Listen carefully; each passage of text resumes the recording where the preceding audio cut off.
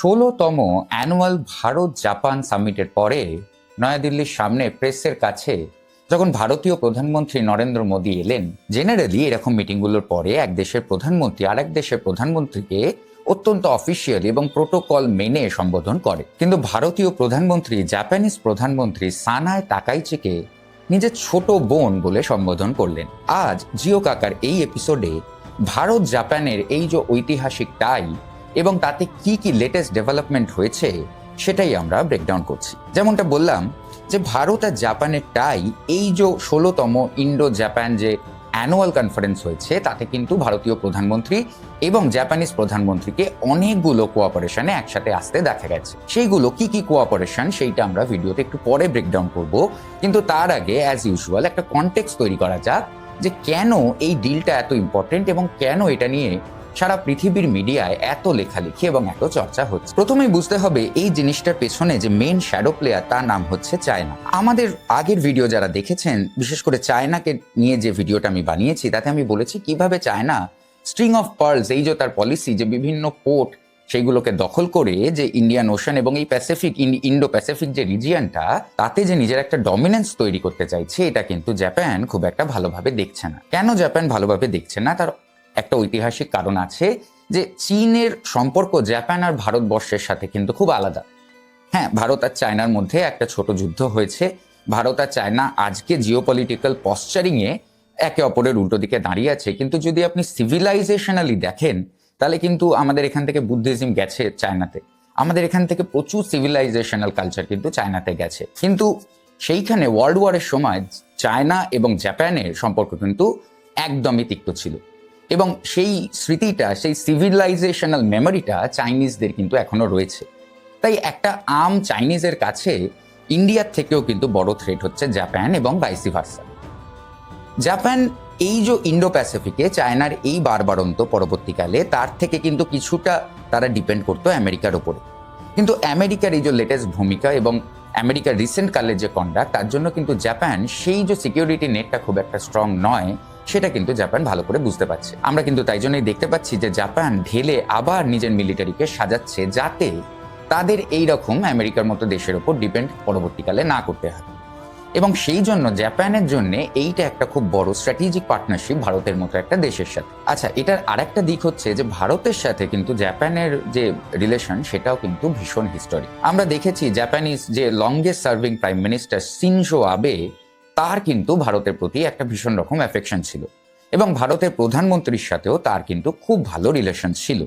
এবং এখন যে জাপানের প্রধানমন্ত্রী তিনি কিন্তু এই শিনজো আবেকে নিজের দাদা মনে করতেন, এবং তাই জন্যই কিন্তু ভারতীয় প্রধানমন্ত্রী সেই রিলেশনটার একটা সূত্র ধরেই এই জাপানিজ প্রাইম মিনিস্টারকে নিজের বোন বলে সম্বোধন করেছে। এবং ইন্ডিয়ার জন্য এই যে পুরো জাপানের সাথে যে প্যাকটা সেটা ভীষণ ইম্পর্টেন্ট, বিকজ যেটা আপনাকে বুঝতে হবে যে জাপান কিন্তু টেকনোলজিক্যালি একটা খুব সফিস্টিকেটেড দেশ। এই যে জাপানের সাথে ভারতের সাথে যে ডিলগুলো হচ্ছে তাতে তো মিলিটারি ডিল আছেই, যেটা কিন্তু বাই দ্য ওয়ে প্রথমবার হচ্ছে। জাপানের সাথে কিন্তু আগে ইন্ডিয়ার কোনো মিলিটারি ডিল ছিল না, এইবারে কিন্তু প্রথম ইন্ডিয়া জাপান ডিফেন্স কোঅপারেশন তৈরি করবে। এবং এই ডিফেন্স কোঅপারেশন বলতে অলরেডি আমরা আগের যে ভিডিওগুলো করেছি, ভারত যে নিজের নানান রকম মিসাইল স্ট্যাক তৈরি করছে, জাপানের কাছে কিন্তু কাটিং এজ টেকনোলজি আছে যেগুলো কিন্তু ভারতীয় এই হার্ডওয়্যারের সাথে ইনফিউজ করতে পারবে। এবং জাপানিজ টেকনোলজি ভীষণই সফিস্টিকেটেড পৃথিবীতে, যার জন্য ইন্ডিয়ার সাথে এআই সেক্টরেও কিন্তু জাপানের একটা কোঅপারেশন দেখা যাবে। এগুলো ছাড়াও বায়োগ্যাস এবং বুলেট ট্রেন, যেটা 2027 সালে এক্সপেক্টেড, যেটা চলবে বম্বে টু আহমেদাবাদের মধ্যে, এই প্রজেক্টটাও কিন্তু জাপান হ্যান্ডেল করছে। তাই জাপান কিন্তু হেভিলি ইনভেস্ট করছে ইন্ডিয়াতে। কেন জাপান ইনভেস্ট করছে ইন্ডিয়াতে তার কিছুটা ধারণা আপনাদের ভিডিওতে প্রথমেই দিয়েছি, যে এর মেইন রিজন হচ্ছে চায়না। এবং জাপান যখন দেখছে যে সে এই ম্যারিটাইম রিজিয়নটায় একা পড়ে যেতে পারে, সে কিন্তু ইন্ডিয়ার সাথে একটা স্ট্র্যাটেজিক পার্টনারশিপ তৈরি করছে।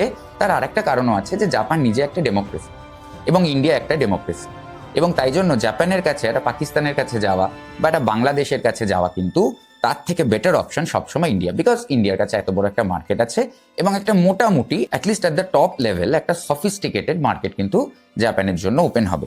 এই যে জাপান আর ইন্ডিয়া টাইটা, এটা কিন্তু চায়না যে শ্যাডো প্লেয়ার এই পুরো গেমটা, তারও কিন্তু এরকম অনেকগুলো টাইজের কথা আমরা শুনতে পাই, জানি আমরা ভিডিও করেছি যে চায়নারও কিন্তু পাকিস্তানের সাথে টাই হচ্ছে, বাংলাদেশের টাই হচ্ছে। কিন্তু জাপান ইন্ডিয়া টাই আর চায়নার সাথে এই দুগুলো টাইয়ের মধ্যে কিন্তু একটা তফাৎ হচ্ছে যে জাপান আর ইন্ডিয়া এই দুটো দেশই কিন্তু পৃথিবীর লার্জেস্ট টপ যে 5 সব থেকে বড় জিডিপি আছে এই জিডিপি গুলোর মধ্যে পড়া দেশ, এবং এদের কিন্তু একটা মিলিটারি পাওয়ার এবং ইকোনমিক পাওয়ার আছে। তাই মোটামুটি হ্যাঁ জাপানের জনসংখ্যা অনেক কম, কিন্তু বাজারের সাইজে ধরলে এটা কিন্তু মোটামুটি পার্টনারশিপ বিটুইন ইকুয়ালস, যেখানে যেটা আমরা আগেও এক্সপ্লেন করেছি যে চায়না কিন্তু এইরকম পার্টনারশিপ খুব একটা করে না। তারা জেনারেলি গরিব দেউলিয়া দেশে যায়, তাদের টাকা দেয় যাতে তারা এই টাকাগুলো শোধ না করতে পারে, এবং বদলে তাদের ইনফ্রাস্ট্রাকচার তারা দীর্ঘদিনের জন্য দখল করে নেয়। তাই জাপান আর ইন্ডিয়ার এই যে বন্ধুত্বটা, এটার যে হিস্টোরিক ইম্পর্টেন্স তো আছেই, তাছাড়াও এটা কিন্তু একটা সমানে সমানে পার্টনারশিপ, যেটা কিন্তু আমরা আস্তে আস্তে আগামী দিনে আনফোল্ড হতে দেখতে পারবো। এবং জাপানের মতো একটা সফিস্টিকেটেড দেশের সাথে ইন্ডিয়ার এই পার্টনারশিপটা কিন্তু অত্যন্ত সুখের খবর, যখন আমরা কদিন ধরে এই চায়নার আজকে মঙ্গলা পোর্ট নিয়ে নেওয়া, আজকে পাকিস্তান, আজকে শ্রীলঙ্কা, এই যে থ্রেটগুলোকে কাউন্টার করতে জাপান কিন্তু একটা বড় প্লেয়ার হবে। আমেরিকা ট্রাম্প আসার পরে এই কমিটমেন্ট, ইন্ডো প্যাসিফিক কমিটমেন্ট থেকে একটুখানি যে শিথিল মনোভাব তার দেখাচ্ছে, জাপান কিন্তু ইন্ডিয়া সফরে এসে জাপানিজ প্রধানমন্ত্রী এটা বুঝিয়ে দিল যে ইন্ডো প্যাসিফিক নিয়ে জাপান কিন্তু খুব সিরিয়াস, এবং তারা ইন্ডিয়ার পার্টনার হবে একদম দৃঢ়ভাবে। যদি আমেরিকা পিছিয়েও যায় তাতে কিন্তু তাদের কিছু এসে যায় না। শেষ করার আগে যে পয়েন্ট আমি আরেকবার তুলে ধরতে চাইবো, যেটা আমি অনেক ভিডিওতেই বলতে থাকি, যে এই যে নিউট্রাল পলিসি কিন্তু ভারতকে হেল্প করবে এই যে নতুন যে গ্লোবাল অর্ডার, নতুন যে মাল্টিপোলার অর্ডার আসছে, সেই অর্ডারটাকে কিন্তু ন্যাভিগেট করতে। মানে ভারত জাপানের সাথেও বন্ধু থাকতে পারে, ভারতের সাথে চায়নার ট্রেড আছে, ভারতের সাথে চায়নার একটা মোটামুটি একটা বাইল্যাটারাল সম্পর্ক আছে, সেটাও কিন্তু আছে। ভারতের রাশিয়ার সাথে ভালো টাইজ আছে, ভারতের আমেরিকার সাথে ভালো টাই হতে বাধ্য কোনো না কোনো সময়, বিকজ আমেরিকার একটা বিশাল বিজনেস কিন্তু ভারতের মার্কেটের উপর ডিপেন্ড করে। ভারতের ইউর সাথে কিরকম টাইজ তাই নিয়ে আমরা একটা ভিডিও করেছি, যে ইউও কেমন ভাবে এসে ভারতের সাথে ঐতিহাসিক সব এফএটিএ মানে ফ্রি ট্রেড এগ্রিমেন্ট এগুলো কিন্তু সাইন করেছে। তাই ভিডিওটা শেষ করতে করতে আমার একটা পুরোনো গানের কথা মনে পড়ে গেল, যেটা কিন্তু ভারতীয় ডিপ্লোমেসি আগামী দিনে এই নিউট্রালিটির পার্সপেক্টিভে কেমন হবে সেটাকে খুব ভালো করে তুলে ধরতে পারে। সেটা হচ্ছে, মেরা জুতা হ্যায় জাপানি, ये पतलून अंग्लिस्तानी, सर पे लाल टुपी रूसी, फिर भी दिल है हिंदुस्तानी। তো এই গানটার মধ্যেই ভারতের কিন্তু এরা এই সব দেশগুলো এবং আরো দেশ মিডিল ইস্টে যারা আছে, তারা কিন্তু ভারত যতই এগ্রিমেন্টগুলো করবে এই দেশগুলোর সাথে, তত কিন্তু ভারত নিজের ফিউচার স্ট্রং করতে পারবে বলে আমার মনে হয়। জাপান আর ভারতের এই হিস্টোরিক মিলিটারি টাই নিয়ে আপনার কি ওপিনিয়ন আমাকে কমেন্টে লিখে জানাতে পারেন। আপনার যদি আমার এপিসোডটা ভালো লাগে, তাহলে যারা জিও পলিটিক্স এনজয় করে তাদের সাথে আমার ভিডিওটা শেয়ার করতে ভুলবেন না। আমি আবার হাজির হব আগামীকাল জিও পলিটিক্সের নতুন কোনো ভিডিও নিয়ে। সঙ্গে থাকার জন্য ধন্যবাদ। নমস্কার।